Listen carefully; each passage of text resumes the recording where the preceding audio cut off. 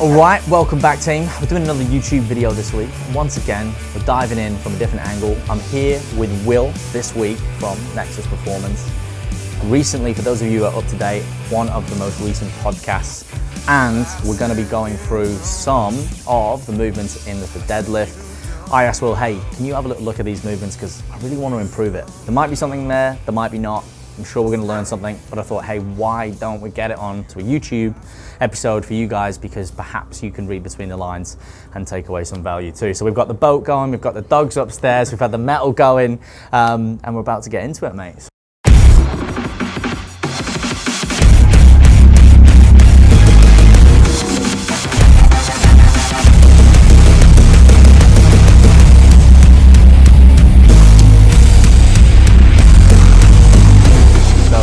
Of attack, bro?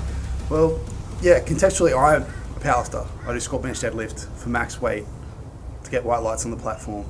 It's going to be a little bit different for you, being a bodybuilder, the growth as the main goal. But we'll kind of find that middle ground for you and see if we can fix up a little bit of technique stuff that'll help you still. For sure. So if we can just get you out of pain and allow you to do a lot of volume. That's the goal. That's what we want. That's it. And I think there's always room for improvement. Always. You know, and like I might be trying to pick or create problems that aren't there, but I do believe there'll be some things that perhaps need to be improved. Maybe there's a lot of things, but either way, it's going to be a good learning experience. I'm sure you're right. I'm pretty amped. Well, what better way to learn from the people who move the largest weights in the world? Yeah. Seems simple. All right, let's get into it. So let's just do an RDL, standard conventional RDL. Just because by looking at an RDL, you can kind of predict, we can see somebody's hip hinge. Like I can see how well you hinge, which is, and the deadlift from the floor is going to be, is obviously a hinge with a little bit of a push. So. I will say this though, I do find that I do get that same sort of QL lower back soreness, not too much. Not with 70 kilos, I'm sure. No, but with RDLs, when I load them too much or I do them perhaps too much. We're only doing it as a warm-up. We're definitely not going to load it and push it. I'm just saying because you might go, maybe it's the positioning thing again. It probably is. Again, I'm trying to... If I had to predict the future, I would say it's due to the exact same thing. Yeah. So, saying that preemptively, let's go, when you hinge back, when you've got that bar in your hands and you're about to do your RDLs, I want you to put your weight through your heels and then do the exact same thing as we do on the squat, as in like really take your time to unhinge and to break at the hip and pushing the hips back. Like, they're the two main faults with the hinge, is that most people are going to either do this one, which sounds like you're going to do that to hopefully a lesser degree. Yeah. No, I definitely don't. Or they just round and they just, this is their hinge and there's not that much hip in it at all. So using a cue like I want to karate chop you in half here and have you break in half, like we literally want that to be the only moving. We don't want any of this. I don't want any of this business. I don't want any of this business. Like I want same thing, brace, you're stacked, and then it's going to be break in half. So let's do it. I'm sure you know how to do it. I'm sure it's not going to be. For sure. No, but this is the thing though. That's why I bring it up, because I'm like, I feel like, again, I'm very aware of keeping my hips tucked, but maybe there's something. And let's add a tempo to it as well. So we'll do the 3-second eccentric.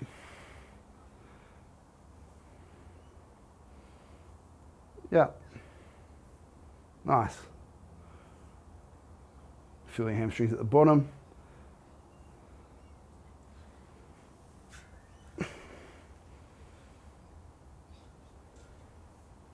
Yeah.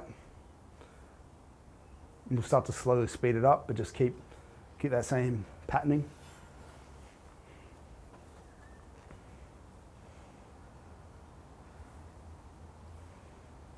Love it. Awesome. Leave it there. How's that feel? Yeah, it feels Feeling good. Felt good. Is that any different to how you normally RDL? Not really. I feel like I was with what we've already done. Yeah. That's already now forefront of my mind. So if anything, I do feel that perhaps there's an improvement because I'm being more aware of it. Yeah. I don't know if, because I already, so in the real scenario, right, I would have done the squats. I would have done them perhaps how I was doing them. Sort of already have that kind of feel. Your back's already angry, yeah. So I'm thinking, maybe that's kind of there because of that. Because like you said, if I'm doing them in the shoes with, say, dumbbells, getting super low, it shouldn't make a difference. You know, I usually, if I'm doing it with the bar, I'll take them off. Yep. I do it with flat feet, obviously, especially if I'm doing a stiff-legged. But I feel maybe it's a carryover from the squat. So perhaps now if I eradicate that, that will lessen that degree of the feel, and therefore the other movements will feel better. It looks really good. I wouldn't change a thing. Perfect. That's good. It's like you're hinging from your hip, both like you're braking, everything breaks really well, like where it should break.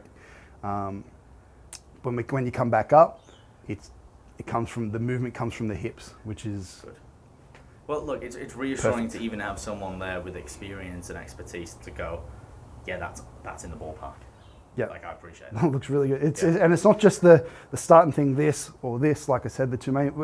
A lot of people when they come out of the bottom of an RDL or on a deadlift, like they will initiate it by doing the same thing. Yeah. Or they'll start lead with their back, and then the hips follow through. Makes sense. Which would be if I saw that in that what you were just doing, then to be an indicator for me, kind of like I kind of know what you're going to do on deadlift now. Right, I see. Now this is good. It's good to explore these other avenues again for the people listening, because perhaps they've got those things happening. Or okay, if this scenario played out like this, here's the road we would go down. Obviously, without going through every avenue, because we'll be here all day. But yeah, because there's so many. Obviously, there's a lot of variables. Let's do a deadlift, sumo or conventional. It's up to you. We can do both if you want. Yeah. Yeah, all right. I'm usually doing sumo, but let's start with conventional. Yeah. So while we'll be here. We'll just do a few reps of each, eh? Cool.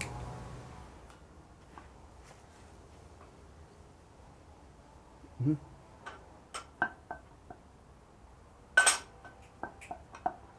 Cool. Sumo.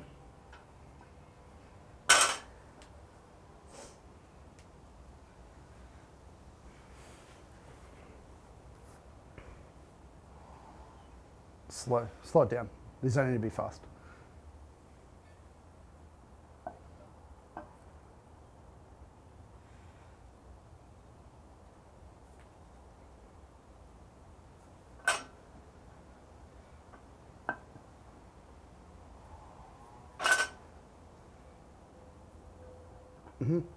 Cool.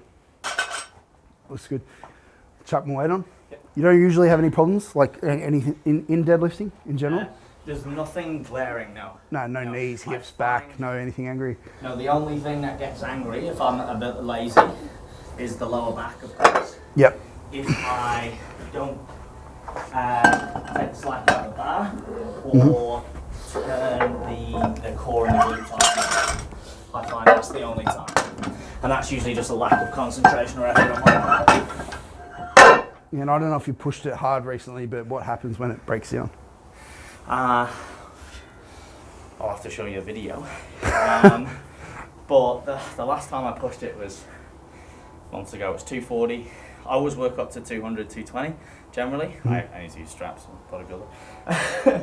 And I think I would lose the positioning where, of course, the hips will start to shoot back first. I would say that's the main, and obviously grip is terrible.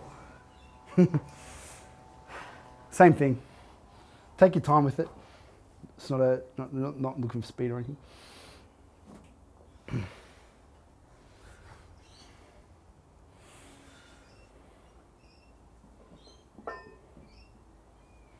Get your weight behind the bar. That's it.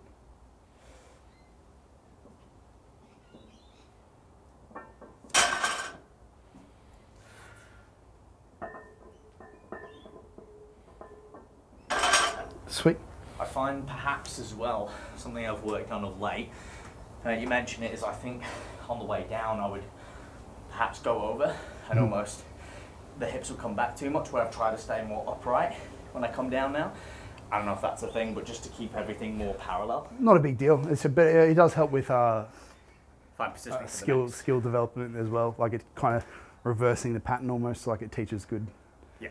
Especially for sumo. Yes.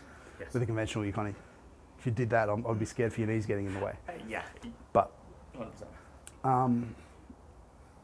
You mentioned before, like taking the slack out of the butt. Let's just try and emphasize it a little bit. Yes. So Pull a little while we're here, yeah, I want you to, have you ever heard of a term called float the bar? No.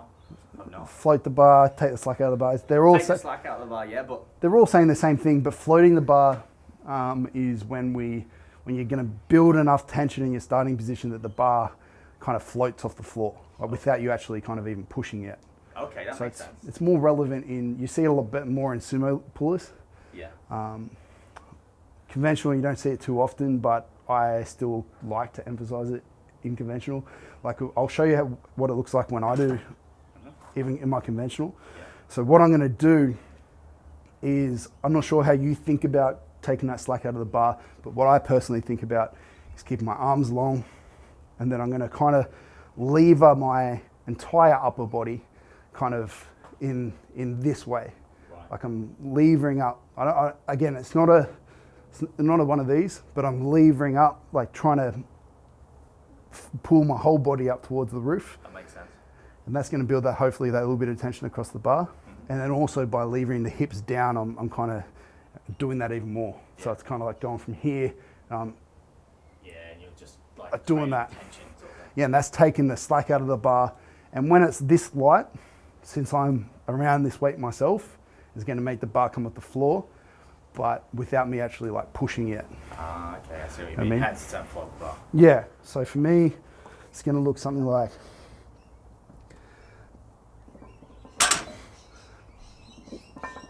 yeah. All right, I'm with you.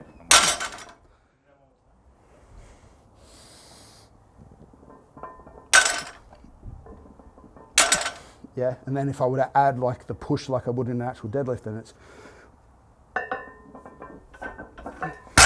and obviously I would want it to be a bit more fluent than that, but I'm trying to show you the kind of the sequence. No. I'm with you. So when I actually do it, it's seamless, but that's kind of what I'm doing. That's the order that I'm doing it.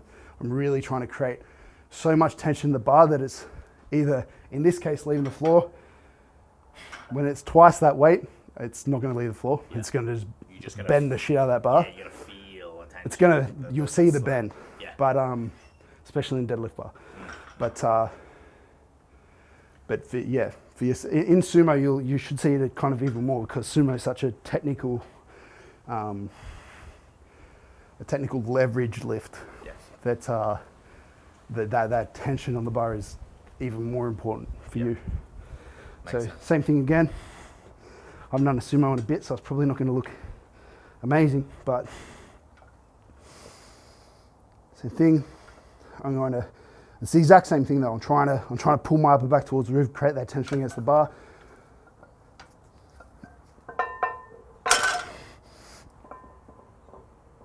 Yeah. Yeah, that makes sense. And then.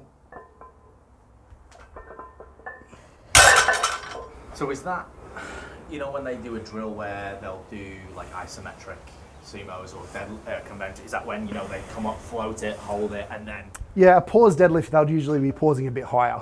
Yeah, okay. They actually do initiate from the floor. I see. With the sumo, they usually pause just under the knee. Makes sense. And then, and keep going. So it's slightly different, but... That made sense though. Same sort of... I can see where you're coming from with that. Yeah. So let's give it a go.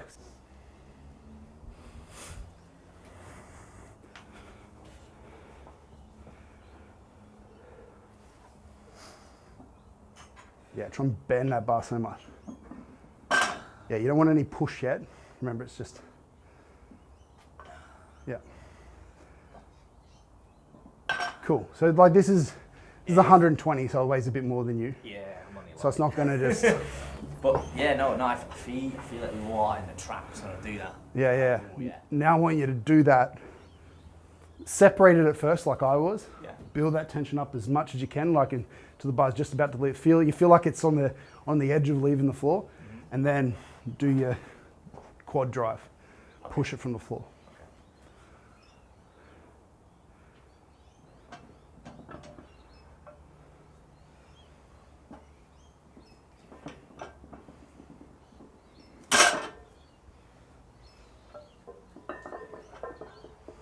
Cool. Sweet. I like it. Yeah. I like it. Have you ever played around with a wider stance? Yeah, I started with a wider stance, and I feel like I've got narrower, almost like hybrid. Yeah, it is. Yeah. It's not a bad thing. No. Yeah, it's naturally gone that way. Yeah, I was just curious. When I go wide, I lose it through the adductors, and I start to really feel it. But then again, I've played around with obviously changing the toe out as well. Like if I'm going wider. Yeah, the wider you go, the more toe out you're gonna have. Yeah. To a degree. So that's personally sort of where I've landed at this point. I'm not really worried. I'm just curious.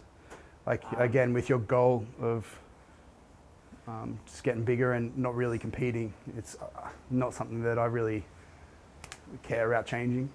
Like if you're comfortable in that stance, awesome. Yeah, that seems to be where I fall at the minute. I think I started wider in the early days, and I was like, well, maybe too much, and now I feel that in this position, I'm losing it through the groin. Yeah. But then again, I've not practiced it in that position. Yeah, exactly. Yeah.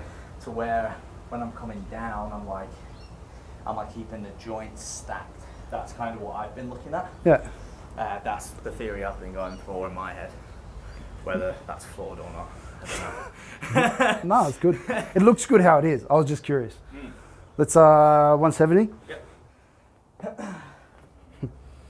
So same thing, focus on building that tension. Obviously that bar's not going to come off the ground, but I want you to feel like the bend in the bar, like really, like try and get it as close to leaving the floor as you can without actually pushing.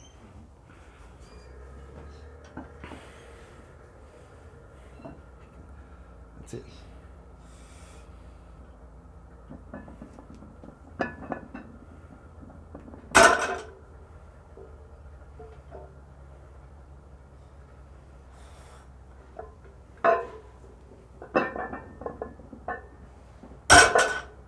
We'll do one more.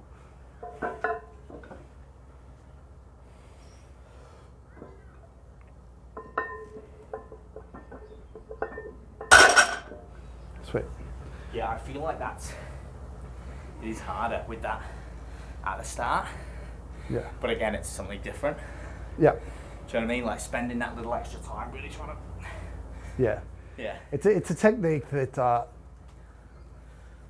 you know is with the strength kind of focus to it. Yeah. Like that's good. Like it's not going to it probably would never be like a massive deal for you doing rep work and doing hypertrophy and all that kind of stuff, but like at the same time, like helps. Why not? Yeah. If you ever do decide to dip your toe into a powerlifting comp, it can't hurt to build those habits. Well, exactly, and I do believe there's a crossover. You know, there's a reason why powerlifters are some of the strongest people on the planet. So it's for your hamstring development, your glute development, your back development, all that stuff. It comes with deadlifting. Yeah, I feel it so much through the back, the traps, even like. You will in a sumo because you're upright. Yeah. You're pretty upright, so the weight's gone straight down. But it's an eccentric loading on the traps. It's not like you're shrugging. Yeah, correct. Yeah. On that front, like, do you do more hinging that isn't sumo? Apart from at the moment in my programming, hyperextensions, Romanian deadlifts, dumbbell Romanian deadlifts. Yeah, okay, plenty. That's Plenty. That's it. I was just making sure. Yeah, for sure. Because you're not going to get a massive amount of hypertrophy from sumo, in my opinion. No, exactly. So I sort of try and have a squat variant, hip hinge, single leg, and an isolation. Cool. And then I bias the hamstrings at the minute because I feel like they were lagging a lot. I feel like they've come up, but I feel like that's my weaker point. Looks good. What's the next jump? I would normally go to 200, but let's do it. That is harder, but I can lift it. Yeah, we'll do it. Even if it's a rep or two.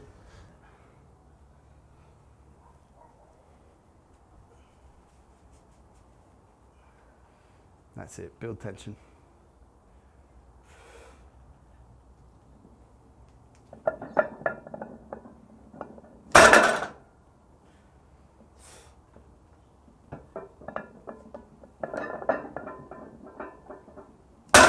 Cool. Let's leave it there. That's fine. Yeah. You do get that bit of a kick up for sure, which I'm sure the camera can see better than me from the side, but you'll get your knees just ever slow, like get that little bit of rotation in. Yeah. Stuff like that. again, like you lose it a little bit, and then you find your tension point and you hold it, and it's not like it throws you way forward. It's something that if you were powerlifting and you were telling me you were planning to do a 1 RM, it'd be like, okay, like we're gonna have to work on it a little bit, play around with the stance a little bit, learn how to create tension maybe a little bit better at the bottom so you can hold that position. But again, I don't think it's an issue that's going to be like dangerous at all. Like it's not going to put you at any sort of risk. It's not going to be a huge detriment to your strength. It's going to be a couple of percent thing here. I wouldn't change it too much. I would just focus on building that tension. Makes sense. Let's knock it back to like maybe 120 or 150 or something like that, and try the slightly wider stance. And just and see how we go there. Yeah, sure. Let's do it. Just from a corrective point on that little issue, we could do a couple of things. We could throw in some, like you said, some pause deadlifts into your program, so that with a lighter weight, so that you can lift it up to about that knee height, work on holding position, and then continue to lift, like pause there for a couple. So it's gonna. Because if you do that thing where you're like your knees cave a little bit and your hips shoot up a little bit with a pause deadlift, it's going to punish you. Because it's not going to be fun to hold that pause whilst you're kind of a little bit out of position like that. It's really going to punish you. So something like that might be a solution. Some sort of like doing it off blocks, so it's a little bit easier to hold position, but you can potentially use a little bit more weight. Like a partial deadlift, isn't it? Or a rack pull. Yeah, not much. So I'm talking like a plate, if anything, or like a 25. Yeah. Plate. Yeah, but maybe one, maybe two of those, but it'll be enough to just like kind of take away that hardest position off the floor, and just teach you to hold position and keep the weight on the bar. Yeah, that makes sense. Both those lifts are potentially a good idea. I would say to correct it, but like I said, it's not a huge issue. I wouldn't worry about it. I wouldn't. Sort of waste a lot of time trying to work around it. Yeah, no, that makes sense. Yeah, so at the moment you're like, I don't know, somewhere around there, and when you lower yourself and get the shins straight, they align, I would say, almost on this ring. What do you use to line up? Usually the rings. Yeah. So when you squat down a little bit and your shins get vertical, like we'll see where it's at. And I'm talking like, I don't want you to go out on the plates, but Damn, you play, but if we can go, let's just try like a couple of centimeters on each leg. Go in a little bit too, just ever so slightly. I just want to see what happens, because I think it'll be better for you. Yeah, so I usually use the ring and I'm sort of like left, right. I might just I'm not CD. So I'll go, this is wider than what I normally do for me. That feels quite wide now for me. I feel like an actually. Get those knees out of the way. See how you can open up a little bit more without thinking about it. You're not doing it. So just actively like make that just before you're about to leave the floor, like actively do that. Screw into the floor, push the knees out, whatever works for you to make that happen. So screw them out. Hold that tension. Yep. Get that bar against the shin. Yes, that's it. That's the one.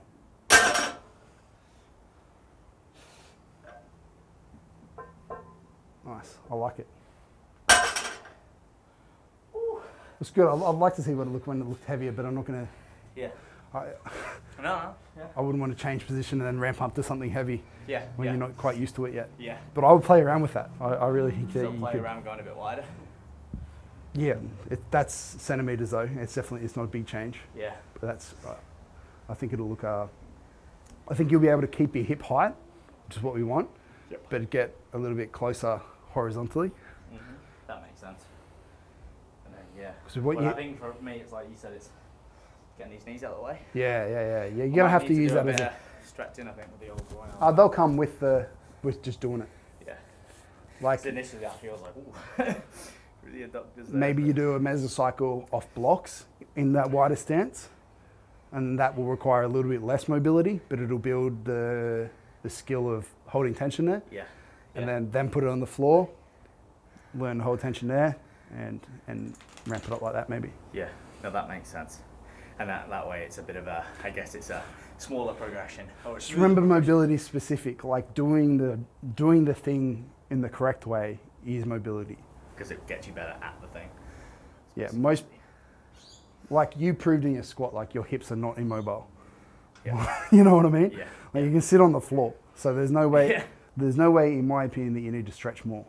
Right. Like you just need to get better at holding position more, get better at the motor control component, the skill component. Yes. Learn to hold things in the right position. Correct. Yeah.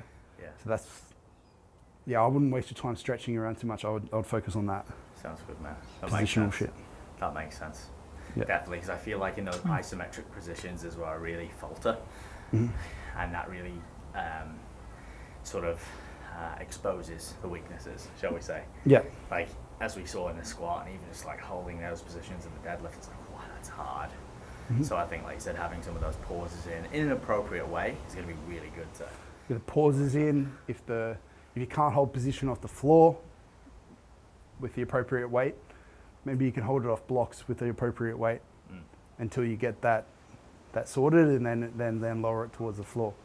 You know, that's the progression that I would use, because then you can keep your intensity at a level that it's going to actually make you stronger.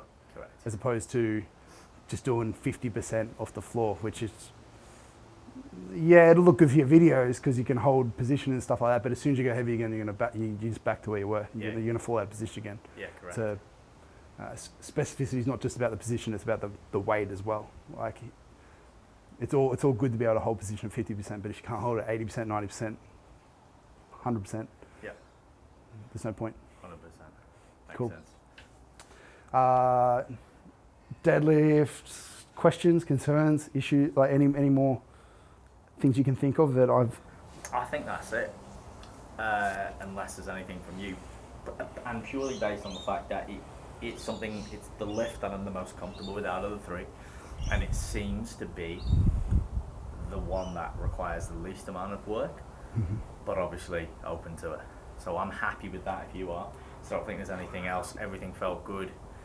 It's a matter of playing around with a couple of those variables we just talked about, stance, etc., and holding positioning, and I think I'll be able to implement that in. Yeah, no, I like it. Well, and again, it's a once a week frequency. I'm super happy with it.